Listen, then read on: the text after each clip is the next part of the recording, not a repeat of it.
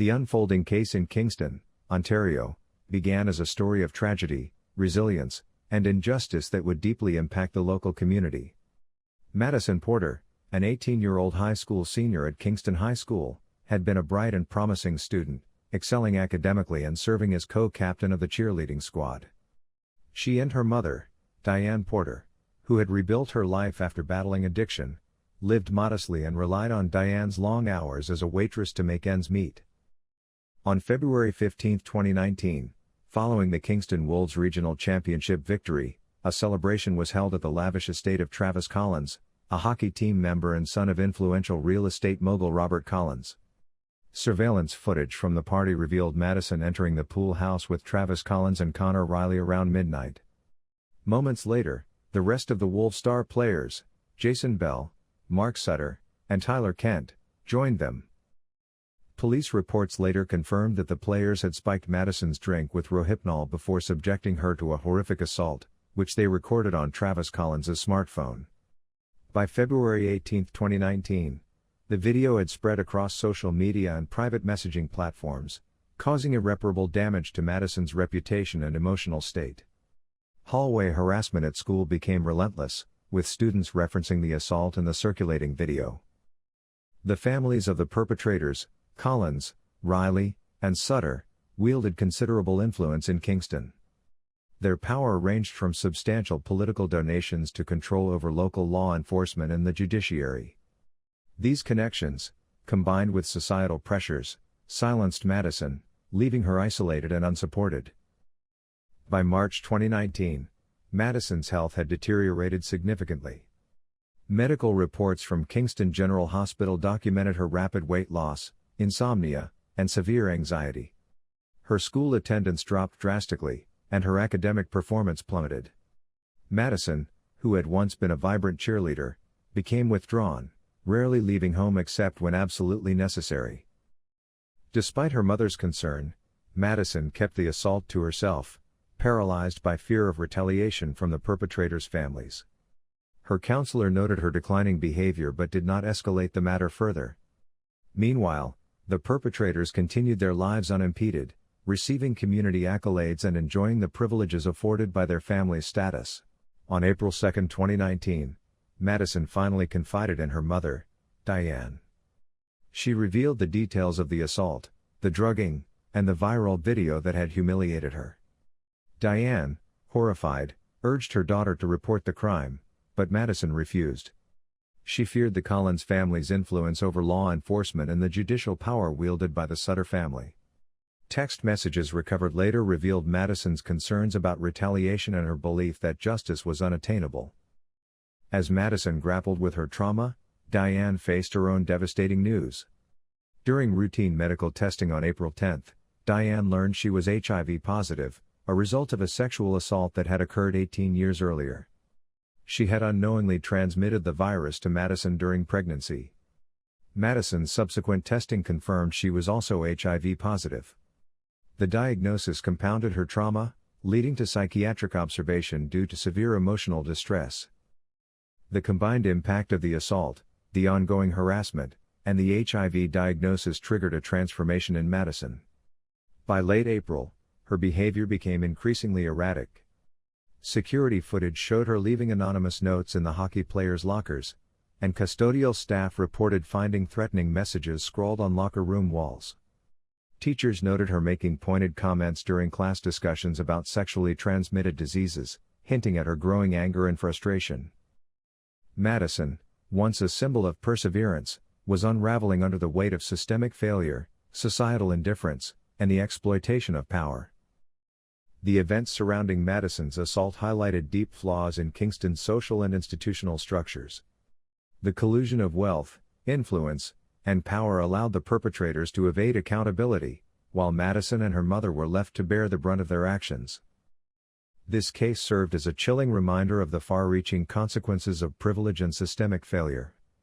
Madison Porter's story, though deeply tragic, also underscored the urgent need for change, both in ensuring justice for victims and in dismantling the structures that enable such injustices to persist. The situation surrounding Madison Porter reached a horrifying climax on May 1, 2019, during a school-wide assembly on bullying and student mental health. Surveillance footage and witness statements documented an unscheduled speech where Madison publicly disclosed her HIV status. The revelation sent shockwaves through Kingston High School. The assembly footage captured the visible distress of the 5 hockey players implicated in her assault. Travis Collins attempted to leave the auditorium but was stopped by a teacher, while Connor Riley and Jason Bell exchanged urgent text messages, later partially recovered by police. Mark Sutter and Tyler Kent froze in their seats, their expressions marked by fear and shock. The day following the assembly saw record absenteeism among students.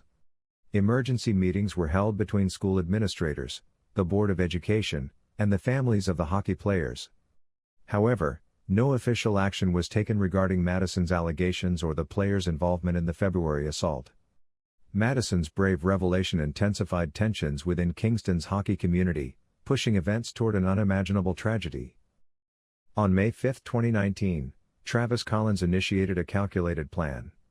At 9:47 p.m., Collins sent Madison a text message expressing remorse and requesting a private meeting at the Kingston Memorial Centre, the Wolves' home rink. The message, later recovered by Ontario Provincial Police, read: "Madison, what we did was wrong. I can't sleep, can't eat. Need to make this right. Meet me at Memorial Centre tomorrow night at 10. Just want to talk and apologize. Come alone." Security logs show that Collins arrived at the arena at 9:15 p.m. on May 6, using his team access card. Phone records indicate he coordinated with his teammates, instructing them to arrive separately to avoid suspicion. By 9:45 p.m., all 5 players, Collins, Riley, Bell, Sutter, and Kent, were present, wearing their team uniforms. Madison arrived at 10:02 p.m. as captured by external security cameras. She texted her mother at 9:58 p.m. stating she was meeting someone and would return home soon. This would be her final communication. Upon entering the arena, Madison immediately attempted to retreat upon seeing all 5 players. But Riley and Sutter blocked the main exit. Emergency exits had been secured with hockey sticks jammed into the push bars, a detail later crucial to the investigation. Between 10:05 p.m. and 10:27 p.m., the 5 players, armed with hockey sticks, surrounded and attacked Madison on the center ice. The medical examiner's report concluded she sustained multiple blunt force traumas, with the fatal blow, delivered by Travis Collins's composite hockey stick, causing severe head trauma. Time of death was estimated at 10:29 p.m. Following the assault, security footage showed the players methodically cleaning the ice using the arena's maintenance equipment. Between 10:35 p.m. and 11:15 p.m., they transported Madison's body to the arena's industrial freezer, typically used for ice-making equipment. The players disposed of their bloodied hockey sticks and other evidence in dumpsters across downtown Kingston, selecting bins scheduled for immediate collection the following morning, a premeditated effort to conceal their crime. By 11:45 p.m., the group gathered in the locker room. While the footage lacked audio, the video showed Collins addressing the group, followed by what appeared to be a collective oath of silence. The players departed separately, using different exits to avoid detection. The following day, May 7th, each player attended school as normal. Attendance records confirmed their presence in all classes, with Collins even participating in a student council meeting where he advocated for increased security measures at school events, an action investigators later cited as evidence of his manipulative nature. That evening, the players attended hockey practice, exhibiting no unusual behavior. Meanwhile, at the Porter residence, Diane Porter grew increasingly worried about Madison's absence. Although deeply concerned, Diane did not file a missing person report until May 11, 2019, a delay that would later haunt her. Detective Marcus Grayson, a 15-year veteran of Kingston's Major Crimes Unit, was assigned to the case. The initial investigation faced significant challenges, as the Collins family's lawyer advised the players and their families to limit cooperation with law enforcement. Despite this, Grayson conducted preliminary interviews with each player. All 5 maintained they had no recent contact with Madison, though their nervous behavior and inconsistencies in their accounts raised suspicion. The events surrounding Madison Porter's disappearance and subsequent death revealed a chilling abuse of power and privilege. The Collins, Riley, and Sutter families' influence over Kingston's institutions created significant barriers to justice, allowing the perpetrators to act with impunity for months. The ambush at Kingston Memorial Center was a calculated act of cruelty, carried out with cold precision. It underscored the lengths to which individuals with unchecked privilege would go to silence their victims and protect their reputations. Madison's story became a rallying cry for justice, exposing the systemic failures that enabled the events to unfold. Her bravery in speaking out during the assembly highlighted her resilience, even in the face of unimaginable adversity, leaving an indelible mark on the community of Kingston. On November 8, 2019, after 7 days of deliberation, the jury in the Kingston 5 trial delivered their verdicts, concluding one of the most harrowing cases in Kingston's history. The courtroom fell silent as Justice William O'Brien read the decisions. Travis Collins was found guilty of first-degree murder under Canadian law. He received a mandatory life sentence with no possibility of parole for 25 years. Recognizing his leadership role in the premeditated attack on Madison Porter, Connor Riley and Jason Bell were convicted of second-degree murder. Each received life sentences with no parole eligibility for 20 years, reflecting their active roles in the assault and the cover-up. Mark Sutter was also convicted of second-degree murder, receiving a similar sentence to Riley and Bell. His participation in blocking Madison's escape and aiding in the cover-up solidified his culpability. Tyler Kent, whose emotional breakdown and confession provided key evidence for the prosecution, was convicted of manslaughter. His cooperation with the investigation and lesser role in the physical assault resulted in a 15-year sentence. The trial, which began on September 15, 2019, drew unprecedented media attention, with CBC News providing daily updates and international outlets like The Globe and Mail and The New York Times examining broader issues of privilege, toxic masculinity, and justice. Senior Crown Attorney Margaret Davidson led the prosecution, presenting an overwhelming case built on Tyler Kent's testimony, which detailed the premeditated nature of the attack and the group's systematic efforts to cover it up. Surveillance footage, which showed the players entering the Kingston Memorial Center, Madison's arrival, and the subsequent cleanup operation. DNA evidence, including blood patterns on the arena ice and traces of Madison's DNA on Travis Collins's hockey stick. Digital evidence, recovered from encrypted messages, outlining the group's coordination before and after the attack. Testimonies from forensic experts, former teammates, and school staff, who painted a damning picture of a culture of entitlement and abuse.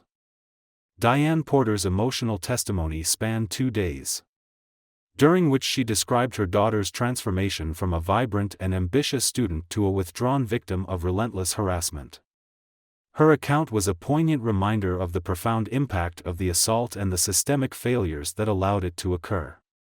Led by prominent Toronto attorney Michael Richardson, the defense attempted to frame Madison's death as the result of an unplanned confrontation.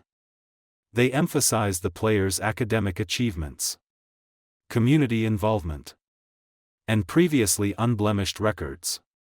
Character witnesses, including coaches and teachers, testified to the players' positive reputations. However, Tyler Kent's detailed account, combined with forensic and digital evidence, undermined this narrative, exposing the deliberate and calculated nature of the crime. The trial of the Kingston Five became a watershed moment for the community and beyond. Local and national hockey organizations launched investigations into the culture surrounding junior hockey. The Ontario Hockey Association and the Kingston Minor Hockey Association implemented stricter policies on player conduct and oversight. Several board members resigned after revelations of ignored complaints about the players' behavior. 3 city council members and the Kingston High School superintendent resigned over their attempts to interfere in the investigation and neglect of warning signs. Kingston High School permanently suspended its hockey program and introduced comprehensive anti-bullying initiatives. The case sparked widespread discussions about privilege, power, and systemic failure.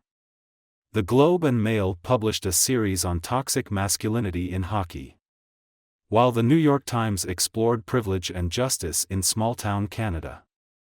Advocacy groups used Madison's story to push for reforms in sexual assault laws and greater accountability in schools and sports. Madison Porter's tragic story left an indelible mark on Kingston and Canada. The community rallied around Diane Porter, holding annual vigils at the Kingston Memorial Center to honor Madison's memory. A scholarship fund was established in Madison's name, supporting students pursuing studies in mental health and social justice. While justice was served in the courtroom, the scars of the case lingered.